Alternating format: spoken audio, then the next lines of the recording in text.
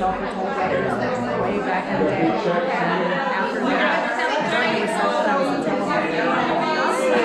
It's perfect for real estate. I know it. Between those two things. Yes. Hello, everybody. Yes. Nice to meet you. It's great to have you all here today. Thank you for taking the time to come and meet with us. We have some wonderful panelists up here that I want to introduce. Desiree, do you want to say just so you know quick about yourself, how long you've been doing it, what you specialize in? Desiree White. I am one of Marty Hampton's listing partners. What I love to do best is make the world beautiful. Nice. I think that every house has potential, so that's what I try to do. That's a beautiful Well, next. Thomas Wohl. I'm Thomas Wohl. Most people know me, but I've been doing this since 1993. I have reached all the heights there is. I'm an individual agent, and I'm happy to be here. We're happy to have you. Tammi. Tammi Harris with the Tammi Harris Group, and I've been hanging out with Marty for a minute. And I love real estate, love what I do, love people. That's why I'm in this job, and looking forward to answering some questions for you guys on today. Which we have a list of pre-written questions, but That they didn't give us very ahead of time. No, That's okay. I don't want you to have time to think about it. That's Just right. right off the top of your Raw head. answers. Just as if you're sitting in front of a seller, we want to see that reaction. Exactly. I'm sorry we didn't email it actually. That's okay. Awesome. And everybody have a flyer. I want to talk about the flyer real quick. Some of you did not realize that when you're a member of EXP, you also get membership to BreakthroughBroker.com. BreakthroughBroker.com is a full coaching system available online to us at no additional charge. I cannot stress enough how valuable it is, and that you should go and check it out. This little daily task list is just one small little thing that I printed off just to give everybody something tangible, and it has the website at the bottom.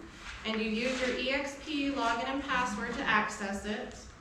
There's 90-day starts, there's new agent training, there's stuff for materials, there's stuff for social media posts. So do check that out. And like I said, it's included. Did you hear free? Free, free, free, free, free, free. So definitely check that out. And wait, there's more. There's more.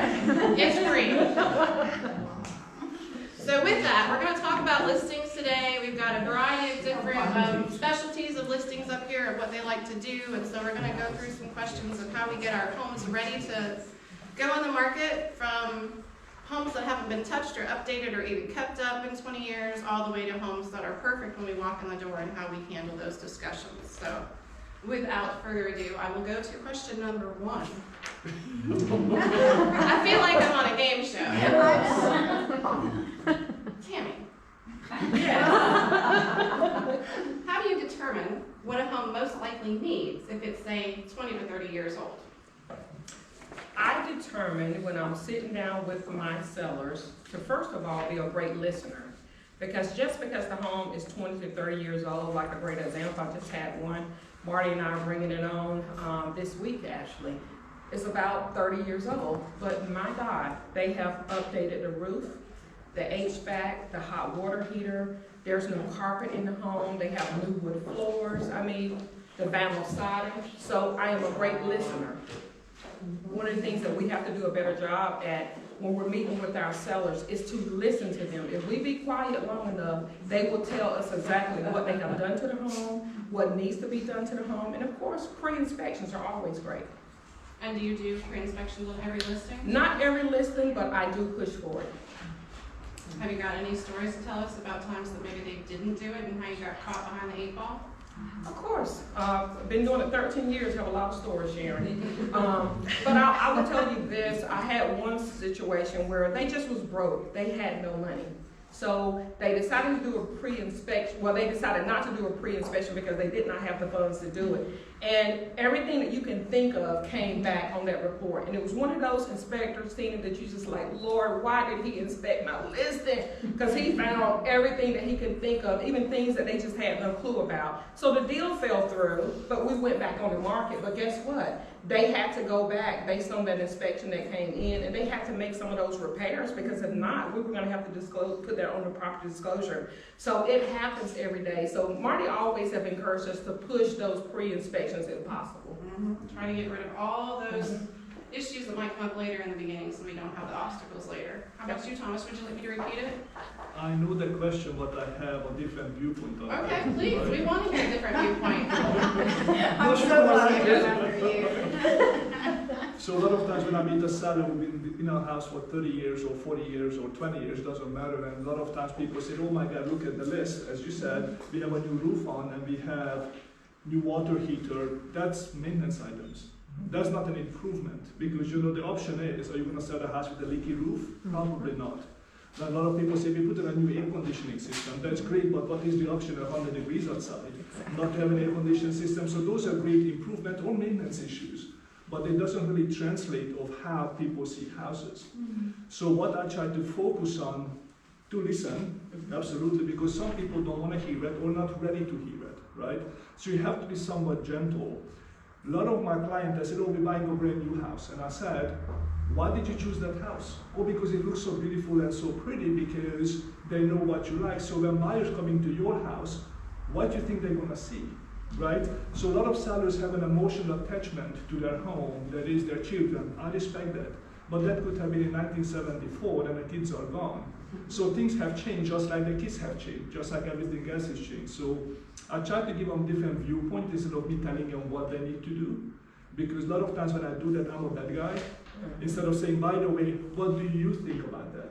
Just take a look at, why did you buy a new car?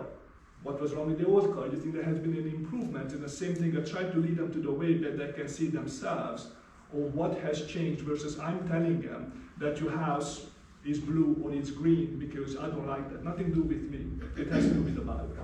So that's my sense in that. Excellent. Did you have any stories of people who didn't listen? And I have one of we my always have one favorite. good story. I have one of my favorite stories, but I have to be careful because somebody is quite well known in the community. So they had a very, very expensive and a very, very large house.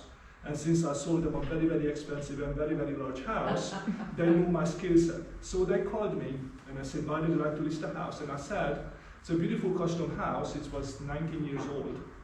And nothing has been changed. So it was gold and pink and blue and whatever, because she did raise her children.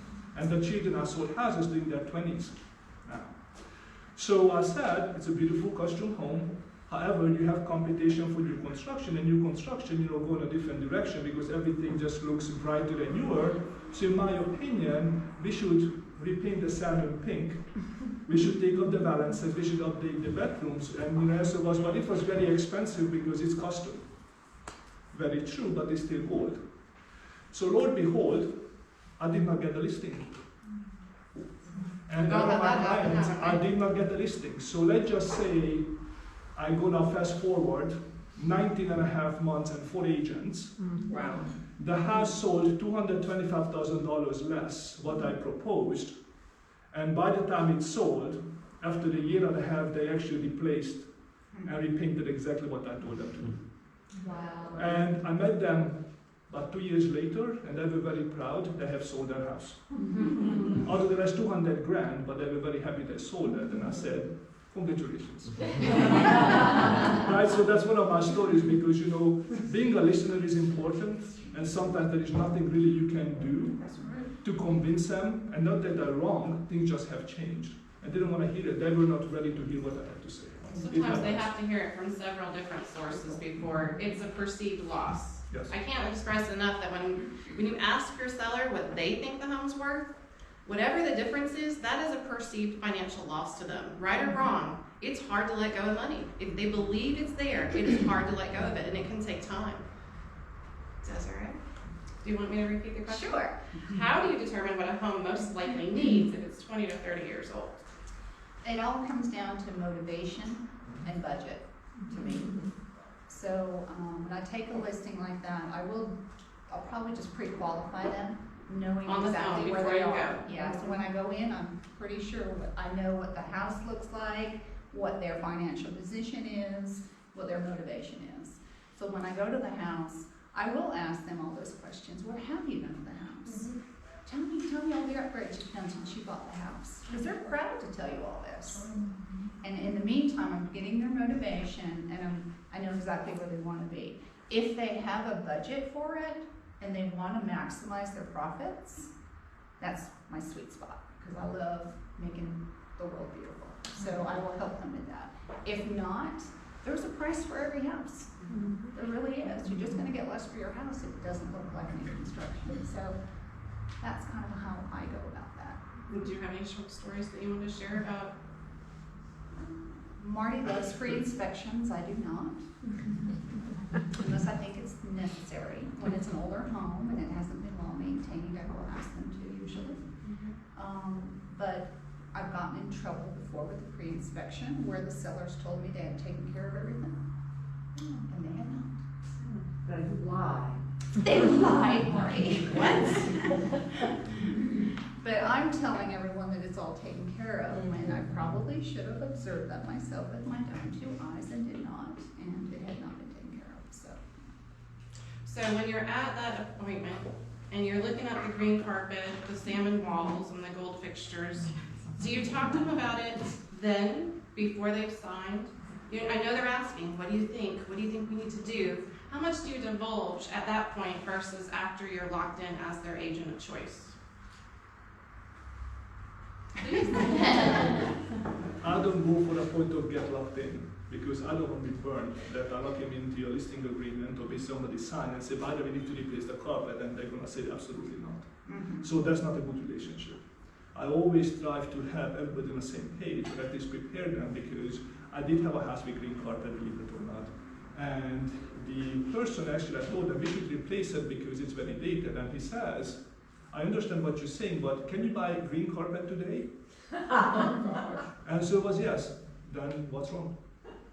So once again, sometimes people give you a pushback because they love their green carpet. They didn't replace it. The house has sold. It was just, as you lady said, it was just at the loss because people didn't like the green carpet. So it's always, I try to form a relationship to make sure that both of us are on the same page, because if we keep doing this, it's not going to be very fruitful. And if a seller says, I'm not doing anything because it is great, sometimes I just don't take the listing. Because I let somebody else basically have that struggle, because I'm a professional, I know what I'm doing, right? I'm making money. If they don't like my opinion, it is quite all right. I just don't need to be in the same bed with them, which means in the same listing, not bad. Not bad. Not bad, in the same business with them. So assuming you're doing this in a subdivision where comps are easy, something where there's a lot of cookie cutters, similar floor plans like Harrington Grove or a Pulte subdivision, you know what I'm saying? When everything is similar in the way it was originally designed, and so you have maybe 13 sales to choose from for comps, you definitely have a high. We know what that means, right? They redid everything, it's perfect, the yard's great, it doesn't back to a road, it doesn't have a steep driveway, and then you've got the low one where they did nothing and it's the worst lot. How do you use that, or do you use that, to help them understand that if they do improvements, they can get up to this, and if they don't, they're going to be down to there? Do you show them any visuals? How do you express to them how that balance works and how it works to a number in their pocket? I'll say, going back a little bit to that last question that Thomas answered, I utilize our home stager a lot. You got to be upfront with people, but I say, well, she's the expert. And she's going to come in and she's going to tell you about paint colors, carpet change out. So I'll state things that I know that need to happen, but I'll say adding value to what we bring to the table for our commission, because they think we get paid so much money. Our home stage is going to come in and she's going to walk through and she's going to tell you everything that needs to happen. But I'll say things like changing out this carpet, or she's probably going to tell you need to paint this room, and so forth and so on. But so you kind of make her the bad guy.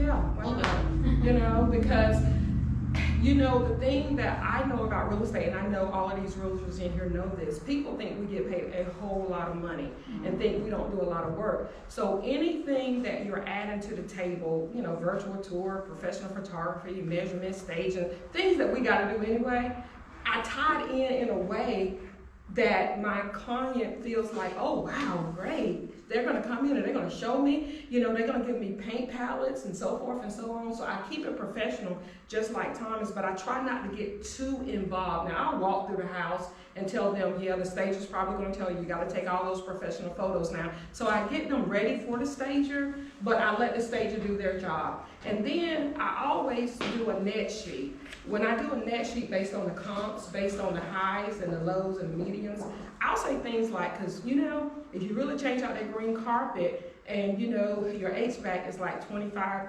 30 years old or whatever the case, you've been having some problems with it, we're gonna have to check it off on the property disclosure. Why don't we get some estimates to see what the cost would be to replace that? Because look, if we list you here, this is what you're gonna walk away with. If we list you down here, because some people like, look, I ain't doing nothing. I want you to sell it just like it is. Okay, well, you might leave $30,000, $40,000 on the table if you spend maybe $7,000 or whatever the case. So I show them from the net sheet and not just, pulling things out of the air. I do a visual. Let's try to convince them, let them come to the conclusion. So the lowest will be here. How many days on market with comps? Why do you think these people were on the market this long? And hey, let's look at the history of the price drops that they've had. And there's the brown trim everywhere. Let's look at an updated home. Let's look at a couple of your competitions. They're all white, sparkly, clean, and let's look at their price points. And hey, look, they sold in 4 days. Where do you want to be? Right. And so you're providing the information and letting them make the decision, come to the conclusion. Yes, and some of them don't have a budget for it. And then you just have to be honest. And at any point, are you considering passing on open doors information for someone who is in dire needs of selling and cannot improve their home for the sale? Absolutely. Yeah. Absolutely. That's an option that you keep on the table. You've never done that. We have And one of Right. Right. I've not done express offers, but is that an opportunity for us? Yes. Okay. Yes. Do you want to just talk about it for a minute? Because I haven't been through the training. I've gone through 3 modules, so Okay. not the whole thing. But Express Offers is a marketplace that EXP has created where you can actually shop around for an institutional investor for your client. So if you do that, you will get paid. Their house can be listed, and if they relist and resell, then you can get a referral fee as well. So there's something in it for you. And why not? If it's an estate sale and it's a mess and they don't have time or the energy to get it ready or there are no funds, why waste your time if everyone can win? Please, no, please. I have a very different view on that. A very, very different view on that. I do think there's a time and place, 100%. But I also think that if you look at the actual numbers with an iBuyer, sometimes it's 20-25% or 22% below what the house is worth, right? Yep. So I'm not worried about my commission at 3% or whatever that might be when it's a 22% loss. There are sellers who in dire straits of selling without a question. But the question I have to ask myself, then why don't I buy the property? And why don't I list the property? Why don't I repair the property? And maybe have them and have myself of basically a financial benefit that is mutual versus, in my opinion, forgive me everybody, you're getting screwed with a 25% loss of equity, but it's easy. So I guess I don't look for the easy route, I look for a more mutually beneficial route. Doesn't always work, I cannot always do that, but I have a different approach because I did put on my properties on those websites. I'm not going to mention which ones, but those websites. One of them had a 24% loss in equity, but I could close in 30 days. How is that different when you take a mortgage? How is that different? So once again, I always look at the balance, as you lady said, but some buyers, sometimes they just cannot be helped, and they do need a closing in 2 weeks, and they are perfect for them. But I bet that many of them are not. They just don't know the options. How do you protect yourself if you say front the money, which I know there's several agents in here among us that have done that, fronted the money for the improvements, for the quick sale so that it's a win-win. How do you protect yourself in the investment you're putting out?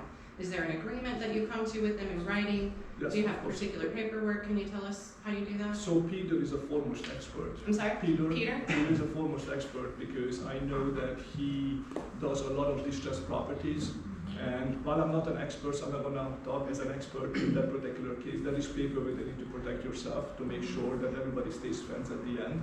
But Peter would be the foremost expert to tell everybody what paperwork and how to do it, because it has been done, it can be done. And you know, sometimes it's just easier when you buy the property. See, some agents actually fund the money with interest or whatever they agreed to fix up the house, and they have a lien on a house or a promissory note when they sell it, so they get their money back and they get the listing. So it just all depends how you do that. I don't believe in that. I think it's too messy, personally. I do think it's much easier if somebody buys a property, fix it. Once again, everybody have a different opinion on that. I got a question for Thomas, if I could. Please. Thomas, so were you indicating that sometimes you go into a property and then you buy it yourself and then you fix it up and then sell it? I mean, as opposed to getting the low ball offers from somebody else, you just give them a little higher than the low balls? Or did I miss? No, you're not missing anything. It all depends on the situation of the seller. I think Desiree is 100% right. There are sellers who cannot be helped and need to get out in 2 weeks. And sometimes the property is such a condition that is not even a conversation. So once again, that's many of the cases. But in many cases, people just don't have the time, money, or the expertise to paint, carpet, put in a roof, whatever needs to be done. That, in my opinion, is a good scenario when you can go in and okay. Let me go back. I have a construction background. I actually know contractors. So I have somewhat of an advantage to understand what things cost versus I need to actually quote something plus whatever it is because of the markup plus your risk. So I don't take on that risk because I know the pricing, right? So I can quote 50% less or 40% less or 30% less. So I don't have to mark it up as institutional investors. They need to do that because they have never seen a property, and basically there's a risk involved without a question. So it all depends on your expertise and your comfort level. But let's say they offer them 22% less and you're coming up with an agreement that you do 15%, right? It's benefits to everybody, right? They make more money, you're not taking advantage of them, it benefits you, why not, right? As long as everybody knows what the numbers are. That's the only criteria. I had a question about the open door. So I understand that you don't agree with that, but I was just wondering, the two ladies, in what case would you feel comfortable with suggesting that your seller work with open door without feeling like you left money on the table or that you are walking away from? I don't think you can without leaving money on the table. Okay. The whole point of open door, I mean, we have one scenario in the office where an agent sold their $400,000 home, got an offer from Open Door, an offer from OfferPad, an offer from someone else, and the total net at the end was like a $70,000 or $80,000 savings when he sold it himself. Not just because they offered less, but then also when they send the final paperwork and then you get to see all the money that they're thinking they might rate. It's not actual repairs. It's, we're going to want this ballpark 10% of the value in repairs. So, but they don't tell you that in the beginning. So there may never be a time that you can recommend that and it'd be a good thing for anyone. But if they're in such dire need, it's an option for somebody who is going through a divorce. The cat has ruined the house. They have no money to fix it. I mean, in a really bad situation, I feel like at least there's an option you can present. And what she's saying is, as EXP agents, why would we go to an outside company when we can keep it in-house and do the same thing? But what she also said is we have to take the class, we have to go through the modules, we have to pass the test and be able to use that platform. Right. So we want to make sure that we focus on that and make that a priority. Another question, how do you bring up or discuss smells? Usually I feel like it's pets, but any kind of a personal problem, if you will. I showed a zoo the other day. Literally the most disgusting place I've ever been in my life. And I got no heads up from the homeowner. And it was a for sale by owner. How do you discuss with someone you're trying to impress, you're trying to get them to like you? Hi, my name's Kelly. This really smells bad. How do you bring it up? Like what kind of soft sell do you do to try to go in the direction of that? Well, I want to say something that's hilarious. It was marijuana. It wasn't a cat. It wasn't a dog. It was marijuana. Right before you got there? When They I were walked, stressed out about their listing. when I walked through the door, No, it was, they've been smoking weed for a long time. She went unstressed. It was in the beans. Oh my gosh. And, but what was good about it, the tenant was living there. Like, Lord, please don't let me put in contact. But a tenant was living there, so the seller and I, and we just sold it right around the corner, sold it in like 3 days, but they had to do some work. But listen, a tenant was living there, had been living there for 10 years, and so the seller and I went there, William, the tenant wasn't there. So she said, let me let you walk through, and the seller could not smell the weed, because she's like, well, I come in every month and get the rent, so she's had many contacts, okay? And so when we get in the door, I said, do they smoke marijuana? And she said, why did you say that? I said, because I smell it. And so anyway, long story short, we talked about it, and the tenant, she later told me, the seller said, well, you know, she has medical, you know, issues and so forth and so on. I said, well, that's fine. I said, but for someone who's coming to buy this house who do not smoke marijuana and do not have medical issues, it's gonna be a problem. We gotta bomb this house, you know? But honestly, the contact was so strong, I didn't know how to subtly say it other than they smoking weed up in here. You know, sometimes a little humor goes a long way, though. A long way. So we don't really have to bomb them. Where's Sharon? What's the machine called that we use? Ozone. The ozone machines used to be thousands of dollars and hundreds of dollars. They're under $100 now. Pick one up on Amazon, pop it in the house overnight. Even a heavy cigarette smoker house, if you do that for a couple days, if you take some Lysol and spray it in the vents, and I mean cans of it, and just let it blow through and blow through, you can get the smell down and sell a home without thousands of dollars. But you have the other option of repainting, reflooring, and doing everything else, of course. Did you have a pet smell? I do, yeah. I love animals. Marty knows this. But I always walk in and I say, look, I love your pets, and I'll be on the floor, and I'll be playing with them, but not everyone's like me.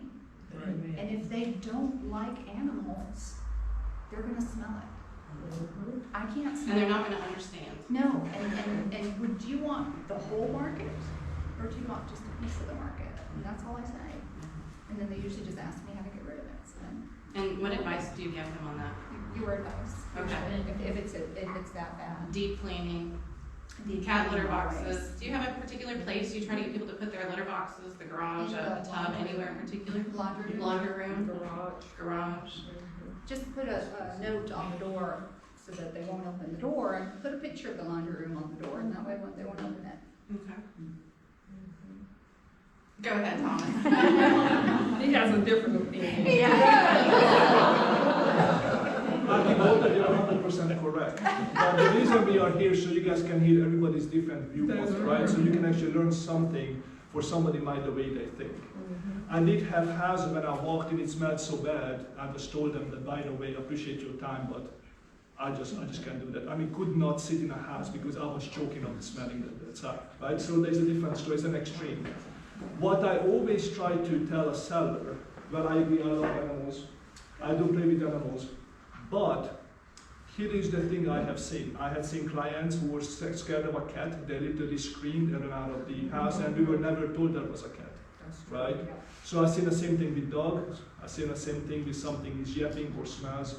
So I always ask or try to ask the seller, is it anything when you go look for your new home you don't like? What is it? What is it that you don't want to see? And it makes no difference what it is. I always try to ask them, do you think there might be people who feel the same thing about other people's animals, other people, whatever that might be, right? Because I cannot tell them that your animals are bad, they aren't. They're great. And everybody keeps them differently, and that's the whole thing, right? But there's always something somebody doesn't like in someone else's house. So we try to lead them to the way that let's just neutralize, right? To your point, and to your point, let's just neutralize to make sure you have a very, very wide market who can accept your house as it is. Do you do the same thing with religious pictures, political paraphernalia, things that are on the walls that might, in one way or another, hit half the market wrong and half the market right? Oh, yeah. Absolutely. Absolutely. Have you guys ever had that? Why don't- Like, just wonderful seller with all Confederate flags everywhere, everywhere. And I just said to him, not everyone is gonna love this. Right. So why don't we take them down? You're making me take my flags down, he said, and I said, well, how would you feel who's your favorite, you know? Who's your least favorite, right? Yeah. Yeah. What if you walked into a house like that? It's the same thing. How would you feel? How would that make you feel about the house? There's so much to be said for that emotional attachment when people see And I would like to add to your story that you're an awesome agent because you tell that to the seller. I did walk into the house in Briar Creek in the 700s where my clients walked in, like in the houses on the golf course, and the wife comes down and she said, we need to leave, we're not buying the house. We're done. Look, what happened? Right? I go up and guess what I see? A collection exactly what you mentioned. Yeah. And I was thinking like, who is that insensitive, stupid, or uninformed? Whichever you want to pick. Because it's not for everybody. When you're showing the house, it offends people, right? So Just make it as neutral as possible. And depersonalized, that's what I say to the sellers. You want people to come in the home and see themselves living here. So, you know, I had a situation where, you know, wedding pictures, they're proud to be married, they were newlyweds. I said, well, it was your wedding, you know? It wasn't the people who want to buy your home wedding. So I just say you really want to depersonalize the home so people can see themselves living here. so they can focus on the house and And less not about you. what you. To add to that, the best thing is sometimes having a peer walk through your own house when you're selling it.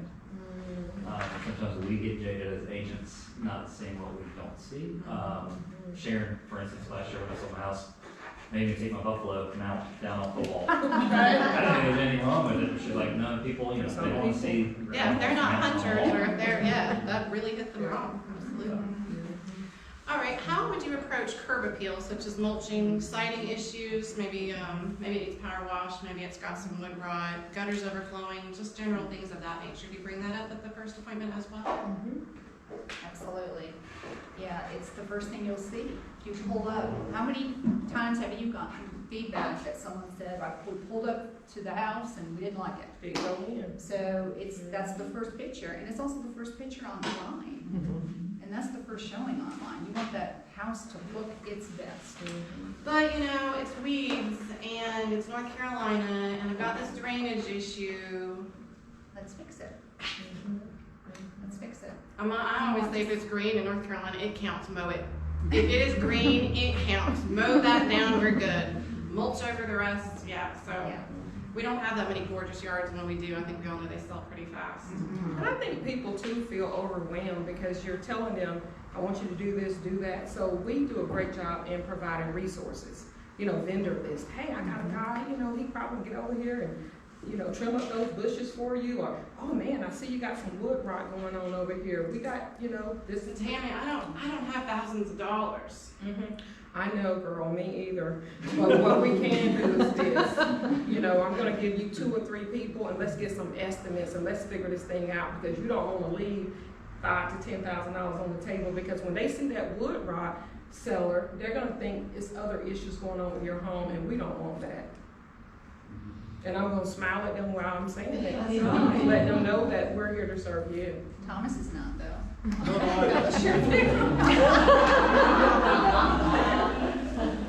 I agree everything she said. I do think it's important. So only thing I would like to add to it, you're Yes, correct. please. Only thing I would like to add to it, that sometimes my clients or anybody's clients are so eager, they want to make their house as a model home in a neighborhood that, let's say, at 250. And at 250, little bit of cutting the grass, little bit of mulching, get a couple of beds is perfectly fine, right? At 500 to 800, it's a very, very different ballgame. So I like to add is, depending on the price point, depending on your clients, make sure you have it that sits with the neighborhood, because I did have clients who are avid gardeners in the 300s, and their house was so overwhelmingly beautiful. The reason we didn't get an offer because buyer said, oh my God, we don't know how to take care of the landscaping. Yeah. So you can go to one extreme to another. Yeah, So yeah, I yeah. think doing something so you can tell that somebody put in some effort is important. I don't necessarily think you need to go to all the way, but it has to be presentable, to your point, from a front. It has to be fixed. Right. And sometimes it's a very, very tough call because you're right, they don't necessarily have the money. But one of my clients has had a squirrel living in our roof, right? I mean, that needs to be fixed because people it just doesn't look right. There was a huge hole in the soffit. They didn't even know that. So those are the things you need to get done. And of course, the inspection report going to bring in the rest of it. But I think it's also important to let sellers know what you can expect later. Because even if they cannot fix it, you can tell them, by the way, you have some of those things, but they might come up later. Do you want to fix them now? Do you want to fix them later? So here are the list of objections that I foresee your house possibly getting based on my experience. And this is how, through these phone calls, we can get estimates or fix these objections so that when people walk in, all of it's resolved. They never know about it. And that's how we're going to get the highest price. And we're not They gonna know put it on about it. property disclosure. And we're not going to have to put it on the property disclosure. Yeah. Or if they really don't have the cash, then we disclose it and we give an allowance. I mean, there's ways around. So Desiree, you walk into a house and you walk onto those old 4x4 pergo floors, and then over here they put in new laminate hardwoods. And you're walking through and it's a nice big room, and you get back here to the kitchen where they put in another laminate hardwood, different brand, different color, all the way to the laundry room, which has the original vinyl. Kelly. And they're super proud. Desiree doesn't go to those houses. And they're super and it's a $500,000 house. But it was built in 1975. Is it all new? They But just it- did it themselves? Because And they're super proud because they put a lot of money into it, because they went to buy real hardwoods, but Lumber Liquidators talked them into the fake stuff because it's a better product, lasts longer, right? Go. They're getting the truth.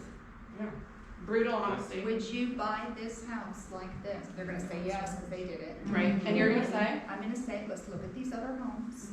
Let's look at your competition. Let's look at what sold, and let's look at what didn't sell, and let's look at and so why. the lack of consistency, even though it's all new, Absolutely. Yeah, I'm very sorry to say, but we'll have to redo yours. because consistency is so important when you're looking at a home. We all agree? Yeah, and truth. So if you have that situation and they're tight on money, I think we've all been there, what's the least expensive way to resolve that situation? Is a flooring allowance. Is that gonna work? It usually doesn't. Probably not. There are contractors who will get paid at closing. Building relationships with vendors that will get paid at closing is extremely powerful for our business to resolve objections. Or you can loan them the money. Now, let's say it's a $250,000 house. The options get a lot cheaper, because now we don't have to go back to those wood floors. We can take the biggest room and we can expand, we can get rid of the other new stuff and take the biggest room and keep that going. So we don't have to replace the biggest room, right? And we can do that in the foyer. And then we can just do vinyl in the laundry, because it's not a $500,000 house now, and the vinyls look really good, right? So it could be like a $3,000 fix, not $6,000 or more. So there are some options that we can look at. We can even go to carpet if we have to, because carpet will sell faster than all that mess. Yes. Agree? Absolutely. Right? It's like the lesser of evils. And Yeah. sometimes we don't have a choice because it's not our money. There is nothing we can do to help the seller. So sometimes I tell them right away, can you please go to Lowe's or Home Depot and see what type of specials they have? Because Right. sometimes they have 60 days or 6 months no payments. It would dramatically improve their chances, and sometimes they're very, very good options for them. Right, if you do that, are you making sure it's paid off at closing? That doesn't have to be paid, not that they should have. No, they credit can card. actually get a Lowe's It's on a credit credit card card, that is 60 days or 6 months no payments. Yeah. So sometimes it's an option. I think it's There's other options, yeah. All right, so I'm walking through the house, and I noticed that you've got a few windows that have lost their sill, and I was listening to you, and you said the HVAC has been giving you a little headache. It's original, but you're seeing all this gold brass, and you're seeing this original vinyl, and it's not good. And the carpet is so worn that the stairs have a dip in it. But I've kept it really clean. It's just because there's 6 of us living there. How are you going to break it to me that even though I've done all of this, I'm going to have to put money into it to fix it up? ladies. What do I put money? Do I put money into the windows? Do I put money into HVAC? I've only got $3,000. Where do I put it? And how do you decide where I put that $3,000? That's good, because then you're in a budget. Right. And a Yes, station. yes, Right. yes. So, here's your highest level, and here's the lowest. Where do we wanna be? Yep. Well, this is our budget, we're probably gonna be about here. So the best thing to put your $3,000 in is going to be, and then you decide on the situation, depending on what price point they're That's in, right. what the market is, what the comps have, do they have Yeah, grants or like not? No, maybe. I would add Tammi, that Tammi, buyers buy homes based on emotion. I don't care how much money you put in your windows, your roof, your HVAC. If the house is ugly, the house is ugly. I put all that money into the cosmetics. Make them love it, get the highest price, and we will deal with their problems after we have their non-refundable deposit. Right? Because if they walk, we got that non-refundable deposit. And that's just gonna help things. And I think it just depends on the seller that you're dealing with, because all sellers are different.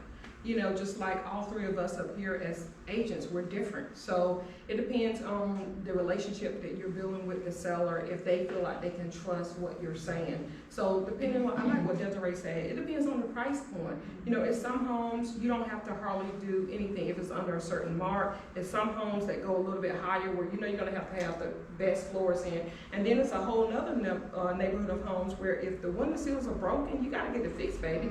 I mean, you know, so I think you have to Well, let's see. tackle that. Let's Yeah. tackle the window thing, because the window thing Yeah. comes up all the time. I It constantly get does. people complaining about the windows. So Mhm. we got our seller hats on, right? So we're representing the sellers. It used to be performing the function for which intended. We used to say that's just a quirk of the house. It's still keeping the water out, still keeping the weather out, and we get away with it. But in this new contract, I would say that, let's say it's the big palladium window, those are like $800, Right. and it's a couple others that are fogged, right? It's not stopping a major view, it's not anything critical, it's been that way for years.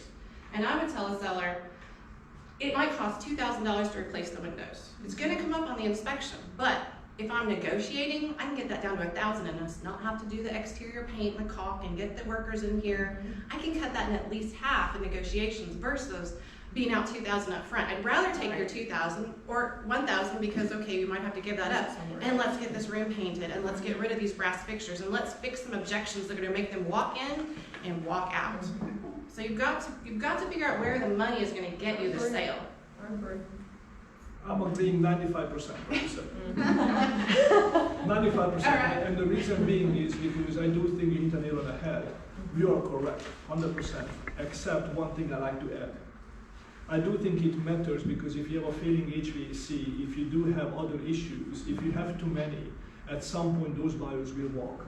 So if you have windows but the house is generally in good condition, 100% right. Don't fix that, negotiate that, Right. not a question. But I do think you always have to look at it in a balance of see what is the most urgent, what is a red flag, and how is cosmetically going to look like, and what people see. Just in a balance. In your experience as a listing agent over the course of a year, how many of your buyer's agents that bring buyer's offers actually do a separate heating and air inspection on your listing? Not a lot. Give me a percentage. Not enough. 20. Yeah. Maybe Right? 15, I hope everybody in our group is always ordering a heating and air inspection. It is probably the most foolish inspection not to get. It's $100 a unit, and a home inspector can only check the temperature right. differential, right? So if the air's coming in, he can check it. The air's coming out, he can check it. If the differential is good enough, he says it's good. He can't open it, he can't check the capacitors, he can't check to make sure things are firing. Almost every HVAC system needs work, and it's functioning. That's a big ticket item, and until you have a couple buyers that you really like that close, and within a month have to replace the system, it won't become a priority to you. But once you have that happen, it becomes a big priority to protect them. That's what we're here for, is to protect them. $100, I'd do that over a home inspection any day of the week. Because home inspections, once you've been doing this for a long time, you're gonna see most of it yourself. I mean, don't go under the crawl space. But short of the crawl space, you're gonna notice all this stuff that's wrong. So go with what's gonna cost them the most and encourage those heating and air inspections. Make really good vendor relationships with a heating and air company, a repair company, a flooring company, a tile company. They will make your business boom. Those referrals mean the world to your client because you helped them fix their home and get it sold for the price they wanted. It's very powerful. That's what builds the trust. And the trust is probably the single most important thing that you have with a seller. The hardest thing of our job is to go in and meet a stranger and try to get them to like you, love you, trust you in 30 minutes. While you're telling them things they gotta spend money on and tell them it's gonna cost them money to sell their home and they have a perceived loss of what they thought it was worth. That's a lot. That's a lot to overcome in one 30-minute meeting. That's why it takes longer. Yes, true. But also I think, sorry. No, I was gonna come back to the windows. I have a little bit of a different view on that, simply because once one seal is broken, a lot of times the rest of the house will go. That's a buyer's agent view though. That's not a listing No, agent no, view. no, no, no, no. When you walk into a house and the first thing you see is fogged windows, oh my gosh, what else is wrong with the house? And so if it's something like that, where it's you walk up and you're seeing that window, I will have them replace it. It's gonna be on the pictures too online when you're scrolling through, and you're not gonna read the verbiage on that house, you're just gonna see fogged windows. I would definitely never put it in a picture, absolutely right.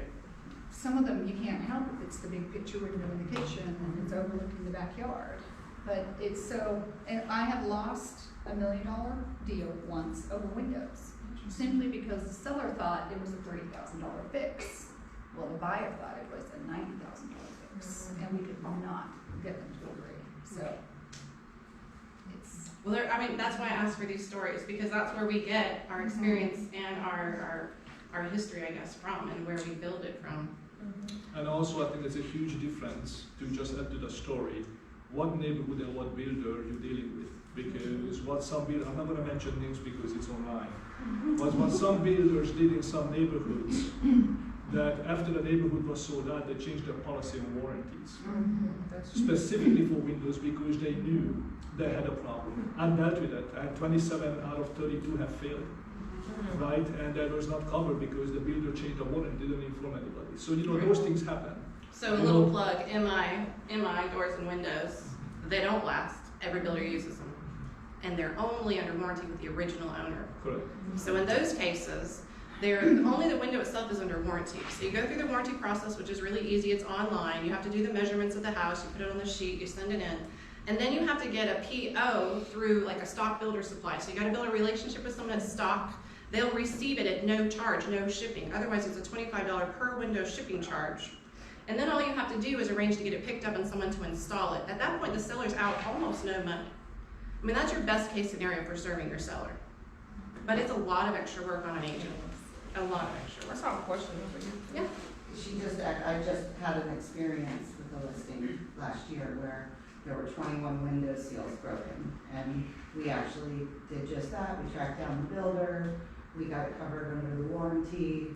They paid for the shipping on the windows, but that big, large pane window in the very front, couldn't do anything about it. That was a And challenge. those are the most expensive ones, the fixed, large picture windows. Sharon wrote some notes. She couldn't be here for the second half, and I wanted to share this because Sharon's been doing rehabs on houses for as long as I've known her doing real estate. So some of the resources she put is she encourages her sellers to put some of these repairs on credit cards. She encourages her sellers to take out an equity line before they sell it in order to do the work. She has even gone so far as to, let's say it's $5,000. You give me $2,500 now, I'll front the full $5,000. You can give me the balance at closing. And I know that she's also done what Thomas mentioned, which is a promissory note for the entire amount. This has to be based on your relationship. The trust has to go both ways, right? We've got to know it's going to sell right away, because why else would we do it? And we got to know they've got equity in the house. We got to know that they're good for the money. But there are ways that we can help them and still help ourselves and help the buyer. Everybody wins. We just got to be open to all these different options. We're about to wrap up. I brought a couple books that I used for before and after pictures. I feel like visuals are the most powerful thing when you're at a listing. So we talk about the staging, which you have a stager you recommend. Yeah, we have a stager on Marty's team, and then I have a Full stager. time Yeah, on the team. yeah. Okay, so you guys both have that at your access. It doesn't cost anything extra to the seller. no, Okay. it costs me. So you're presenting that as we're going to provide this and pay this for you. So you're offering that value. It's part of the commission. Okay. How about you? Well, of course it's different. Of course. Everything's different. So I agree in theory that yes, a stager, I pay for a stager, right? But I'm going a different route because what I have seen, and please do not take offense what I'm about to say this, none of you. Many of the stagers I have met, they are okay. They're not great, they're just okay. And I see the same thing over and over and over. I mean, you can pick at the hat at this stage and it's to me just mediocre. So the route I have gone to is many people, what we haven't talked about, have a beautiful house. You know what they don't have? Very nice furniture. So when you have this gorgeous house, they have furniture from the 1990s or 80s or God knows from where, it doesn't click with $1 million houses, $800,000 houses. So what I encourage the sellers to do while I have been paying for a valuation for a stager, I want to have a staging company who can provide them with the right furniture, not with the little trinkets and whatnot, because that to me doesn't really do a whole lot. Now at $250, it works, don't get me wrong. But in a higher price point, I want to have a professional that brings in the right furniture to display the house itself, right? And that is something what a seller in our budget is basically budgeted for. So another hard conversation, your furniture's from college. I never really had a hard conversation about it, because when you look at a new house and you look at basically some other pictures, I mean, they see it. It's So you're showing them, you're bringing them something, you're showing absolutely. them, okay, what you expect, what it's gonna take. We are visual, right? So sometimes, for example, the easiest thing to me when somebody is moving from a $500,000 house to $900,000 a brand new construction, that's the easiest, because you always have to ask, why did you buy that house? Did you go to the model home? Yeah, of course, it's gorgeous. Really? It is? Do you think it was staged for a reason? So they get the point. And Brittany, who's been a part of what we do, she has an interior design group, and she's been doing some things for me lately with vacant homes, going in and, staging with furniture, actually live furniture. So if anybody want her contact. So we can step it up at different stages. So there's the free, there's the expensive, and then there's the ultra expensive, right? So I'm gonna leave these 2 books out here. These are before and afters of whole homes that we had to redo, and just before and after of staging and small updates. And I would definitely encourage you guys to take before pictures of your listing so you can build a before and after book. I cannot tell you how easy it is to convince them to do stuff when they've seen you done it 100 times. Not told them, seen it. It's powerful, very powerful. So I'll leave these up if anybody wants to take a look. Does anybody have any questions? I think William had a question. You still have a question? Oh, no, it's just more of a statement. When you're fronting any money, make sure that the seller's also liable on payments they're Right. not behind, because the bank will take it, whether you staged it or not staged it. So just make sure that I don't say seller always lying, but just make sure that you guys have covered too. That's good.